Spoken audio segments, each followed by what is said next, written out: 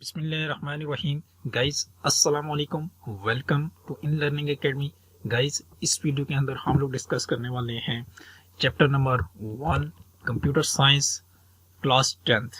इसके first chapter को आज हम लोग स्टार्ट करेंगे इंशाल्लाह, और इसकी पूरी सीरीज हम लोग कंप्लीट करेंगे इस प्लेलिस्ट के अंदर। Guys table of content first हमारे पास जो है, जो इस लेक्चर के अंदर हम लोग कवर करने वाले हैं वो है introduction to programming. First chapter first point हमारे पास है 1.1 प्रोग्रामिंग एनवायरनमेंट, और उसके अंदर हमारे पास 3 पॉइंट्स हैं। सबसे पहले इंटीग्रेटेड डेवलपमेंट एनवायरनमेंट, जिसको हम शॉर्ट फॉर्म में कहते हैं IDE। टेक्स्ट एडिटर क्या होता है, कंपाइलर क्या होता है, इनकी डेफिनेशंस को देखेंगे और इसको डिटेल्स में भी हम लोग कवर अप करेंगे। सबसे पहले जब आप लोग IDE की तरफ जाने के प्रोग्रामिंग अगर स्टार्ट कर रहे हैं, तो उससे पहले हम क्या करेंगे कि प्रोग्रामिंग एनवायरनमेंट को समझने से पहले थोड़ी सी इसकी बेसिक जो है ना, हमें नॉलेज का पता होना चाहिए कि बेसिक्स प्रोग्रामिंग के लिए क्या होता है हमारे पास। तो वो चीज़ हमारे पास बेसिक डेफिनेशंस को कुछ देखेंगे, और उसके बाद हम लोग फर्दर इंशाल्लाह बेसिक से एडवांस की तरफ मूव करेंगे। सो फर्स्ट जो डेफिनेशन है हमारे पास सॉफ्टवेयर। सॉफ्टवेयर हमें पता होना चाहिए क्या होता है। Software is the set of instructions that और programs used to operate computer and execute specific task. अब सॉफ्टवेयर क्या होता है, ये सेट ऑफ इंस्ट्रक्शंस होती हैं, ये डाटा होता है हमारे पास, या हम कह सकते हैं ये हमारे पास प्रोग्राम्स होते हैं जो यूज करते हैं या ऑपरेट करते हैं कंप्यूटर को स्पेसिफिक टास्क के लिए। अब जो सॉफ्टवेयर हमारे पास मुख्तलिफ किस्म के होते हैं, एग्जाम्पल के तौर पे आपको बताऊं, या आप टाइप्स ऑफ सॉफ्टवेयर कह सकते हैं इसको, application of software and system of software. ये इसकी दो एग्जाम्पल्स कह लें या आप टाइप्स कह लें, ये दो होती हैं। इसको मैं आपको थोड़ा सा समझाता हूँ डायग्राम के थ्रू। डायग्राम्स हमारे पास आपके सामने शो हो रही होंगी, जिसके ऊपर लिखा हुआ टाइप्स ऑफ सॉफ्टवेयर। अब दो किस्म के होते हैं, या तो आपका सिस्टम सॉफ्टवेयर होता है या आपका एप्लीकेशन सॉफ्टवेयर होता है। अब सिस्टम सॉफ्टवेयर क्या होता है, जैसे फॉर एग्जांपल आप लोग विंडोज यूज कर रहे हैं, तो विंडोज एक एज अ क्या हमारे पास ऑपरेटिंग सिस्टम है, तो ये हमारे पास सिस्टम सॉफ्टवेयर होता है। सही है। इसी तरह हम क्या करते हैं, एक स्पेसिफिक टास्क के लिए जो चीज यूज करते हैं वो हमारे पास होता है एप्लीकेशन सॉफ्टवेयर। एप्लीकेशन सॉफ्टवेयर वो सॉफ्टवेयर होता है जो एक यूजर अपने स्पेसिफिक टास्क के लिए यूज करता है। फॉर एग्जांपल अगर मैं आपको बेस्ट एग्जांपल दूं, तो हमारे पास यहाँ पे है पावर पॉइंट की एग्जांपल, MS वर्ल्ड की एग्जांपल, सबसे बेहतरीन एग्जांपल है हमारे पास एप्लीकेशन सॉफ्टवेयर की।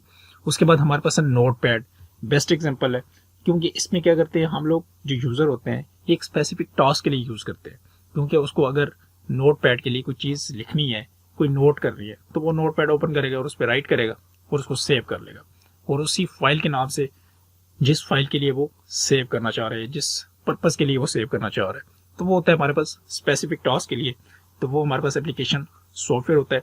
सिस्टम सॉफ्टवेयर बहुत सारे हैं, जैसे लिनक्स है, मैक OS है, विंडोज है, उसके बाद हमारे पास ये यूबंटू है, ये सारे के सारे हमारे पास क्या होते हैं, सिस्टम सॉफ्टवेयर होते हैं। Next definition computer programming. अब कंप्यूटर प्रोग्रामिंग क्या होती है, द प्रोसेस ऑफ फीडिंग और storing these instruction in the computer is known as computer programming. कि जो हमारे पास इंस्ट्रक्शंस होती है, इनको जो स्टोर करके रखता है, क्योंकि हमारे पास जो एक प्रोग्राम्स होता है वो बेसिकली क्या होता है, सेट ऑफ इंस्ट्रक्शन का होता है।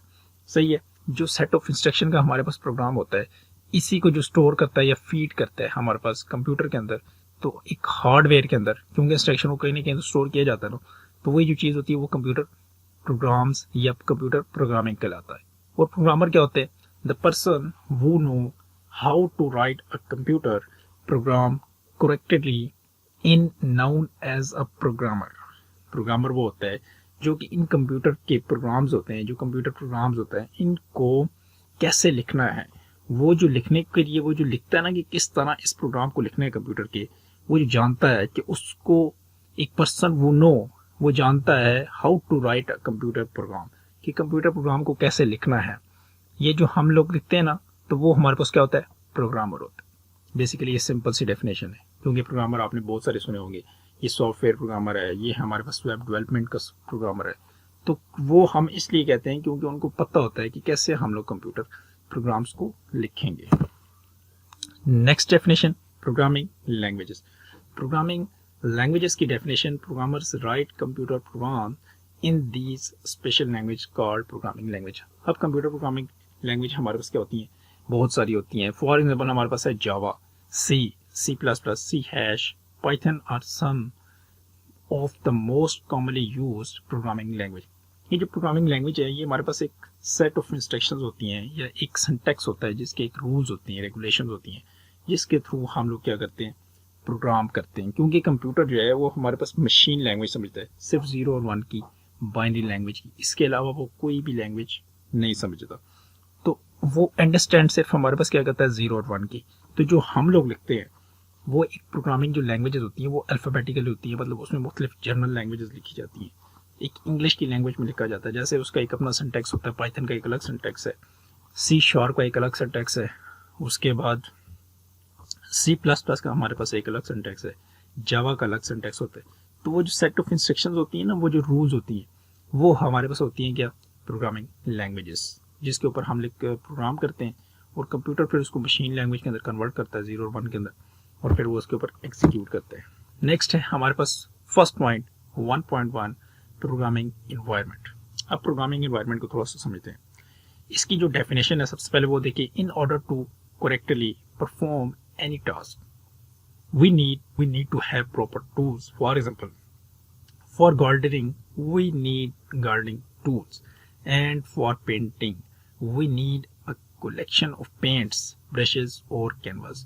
For example, कि हमारे पास अगर हम लोग गार्डनिंग कर रहे हैं तो उसके लिए जाहिर सी बात है हमारे पास क्या होना चाहिए, उसकी गार्डनिंग के टूल्स होंगे। अगर हम पेंट कर रहे हैं तो उसके लिए हमारे पास क्या होगा, हम ब्रश होने चाहिए हमारे पास, उसके बाद जी पेंट्स होने चाहिए, कैनवास होने चाहिए। सिमिलरली हम लोग यही एग्जांपल लेके चलते हैं, we need to proper tools for programming, के सेम हमारे पास वही टूल्स होने चाहिए प्रोग्रामिंग के लिए जो हम लोग प्रोग्रामिंग के लिए चाहिए। A collection of all the necessary tools for programming make up a programming environment, कि प्रोग्रामिंग एनवायरनमेंट के लिए आपको सारे के सारे जो नेसेसरी उसके टूल्स हैं वो चाहिए। It is essential to set up a programming environment before we start write programs, मतलब उसके लिए जो हमें टूल्स चाहिए वो हम नेक्स्ट देखेंगे हमारे पास कौन कौन से होते हैं। ज़ाहिर सी बात है हमें लिखने के लिए एक टूल चाहिए कि जिसके ऊपर हम लोग क्या करेंगे, प्रोग्राम्स को लिखेंगे।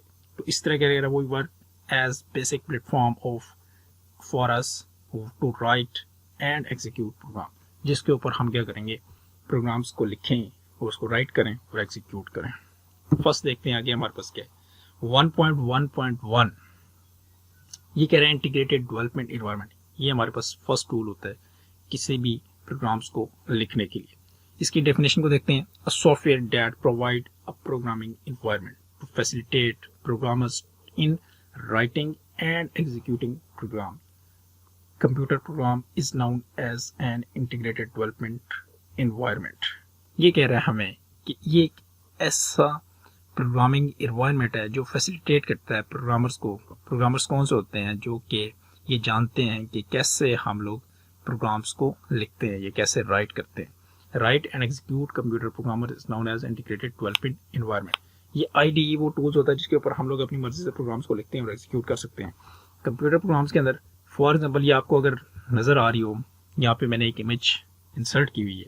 इस इमेज के अंदर देखें तो आप लोगों को ये जो एरिया है हमारे पास, ये एरिया यहाँ पे आप लोग अपनी मर्जी का प्रोग्राम्स लिखते हैं और इसको एग्जीक्यूट करते हैं, रन करते हैं। यहाँ ऊपर आपको एक बटन नज़र आ रहा होगा जिसको हम रन करते हैं।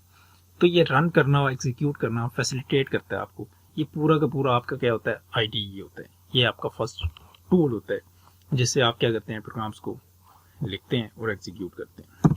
इसको थोड़ा सा डिटेल के अंदर डिस्कस करते हैं। An IDE has a graphical user interface. IDE हमारे पास क्या होता है, एक ग्राफिकल यूजर इंटरफेस होता है, meaning that a user can interact with the using windows and button to provide input and get output. इसी पिक्चर को देखें तो ये हमारे पास क्या कर रहा है कि एक ग्राफिकल यूजर इंटरफेस है जिसके अंदर मुख्तलिफ हमें क्या नजर आ रही है, इमेजेस नजर आ रही हैं, बटन नजर आते हैं, जिसको हम यूज करके क्या करते हैं, इनपुट देते हैं और आउटपुट गेट करते हैं। An IDE consist of tools that help to programmers throughout the phases of writing, कि प्रॉपरली हमारे पास थ्रू आउट कंसिस्टेंटली हमें टूल्स प्रोवाइड करता रहता है जिसकी हेल्प से हम क्या करते हैं कि राइट करते हैं और एग्जीक्यूट करते हैं, टेस्ट करते हैं एंड कंप्यूटर प्रोग्राम्स को। This is achieve by the combining text editor. ये हमारे पास क्या होता है, आर्काइव्ड होता है किसके साथ, टेक्स्ट एडिटर के साथ, कंपाइलर के साथ and debuggers in a single interface. ये सारा का सारा हमारे पास इसके अंदर कंपाइलर भी होता है, इसके अंदर हमारे पास टेक्स्ट एडिटर भी होता है और इसके अंदर हमारे पास डिबगर भी होता है। डिबगर क्या होता है हमारे पास, डिबगर वो चीज़ होती है जो कि आपके एरर को फाइंड आउट करता है। ये सारी चीज़ें आपको सिंगल इंटरफेस के अंदर मिल जाती है। Some of the many available IDEs for C programming language, वो कह रहे हैं कि आपकी सी प्रोग्रामिंग लैंग्वेज के लिए डिफरेंट आप लोग IDE यूज़ कर सकते हैं। For example visual studio use करते हैं, Xcode यूज़ करते हैं, डैप C++ कर रहे हैं। ये जो पिक्चर मैंने यहाँ पे आपको नज़र आ रही है जो सामने, ये हमारे पास है डैप C++ की। अगर आप लोग यहाँ पे विजुअल स्टूडियो ओपन करेंगे तो ज़ाहिर सी बात है उसका इंटरफेस हमारे पास चेंज होगा। आप Xcode का यूज़ करेंगे तो उसका इंटरफेस हमारे पास चेंज होगा। होप सो यहाँ तक आपको समझ आ गई होगी। नेक्स्ट देखते हैं हमारे पास क्या है, 1.1.2 टेक्स्ट एडिटर, इसका second point. And text editor is a software, ये कह रहे हैं टेक्स्ट एडिटर हमारे पास क्या होता है, एक सॉफ्टवेयर होता है that allows programmer to write and edit computer programs, जो कि प्रोग्रामर्स को ये चीज़ की इजाज़त देता है जो कि लिख सकता है और एडिट कर सकता है कंप्यूटर प्रोग्राम्स को। All IDEs have their own specific text editor, her IDEs के अंदर हमारे पास उसका अपना टेक्स्ट एडिटर होता है।